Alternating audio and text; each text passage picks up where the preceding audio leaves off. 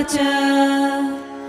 धर्मक्षेत्रे कुरुक्षेत्रे समवेतायुयुत्सवः मामकाः पाण्डवाश्चैव किमकुर्वत सञ्जय। सञ्जय उवाच दृष्ट्वा तु पाण्डवानीकं व्यूढं दुर्योधनस्तदा आचार्यमुपसङ्गम्य राजा वचनमब्रवीत् पश्यैतां पाण्डुपुत्राणामाचार्यमहतीं च मूं व्यूढां द्रुपदपुत्रेण तव शिष्येण धीमता अत्र शूरा महेश्वासा भीमार्जुनसमायुधि युयुधानो विराटश्च द्रुपदश्च महारथः